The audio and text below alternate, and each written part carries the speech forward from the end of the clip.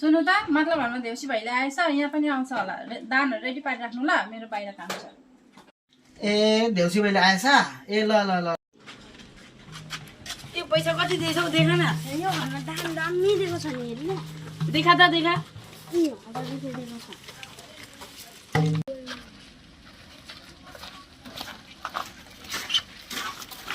ओ नानी हो अन्त नानीहरू त मेरो घरको करेसो काटेर गयो मेरो घरमा नखेलिकन किन यो बुढोले पैसा दिनु सक्दैन भनेर गएको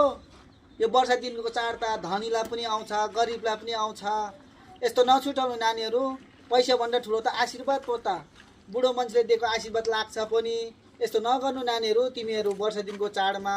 गरिबकोमा पनि खेल्नु धनीकोमा पनि खेल्नु सबैको घरमा छुट्याइकन खेल्नुपर्छ यो वर्ष दिनको चाड भनेको चाहिँ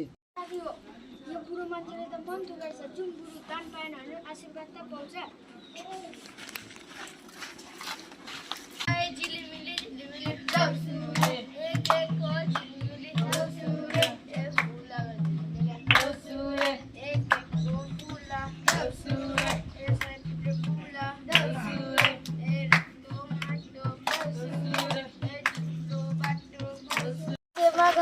देउसी रे परेमा पन्छी देउसी रे उर्दमा खेली देउसी रे संसार डाकु देउसी रे सेवा घटका देउसी रे माता जी रे देउसी रे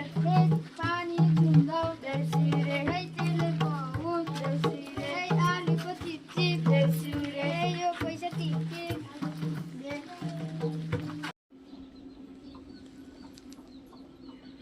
दुवाजे यस्तो नानीहरू नानी बाबुहरू देउसी भैलो चाहिँ धनी गाउँमा मात्रै नखेल्नु गरिब गाउँमा खेल्नुपर्छ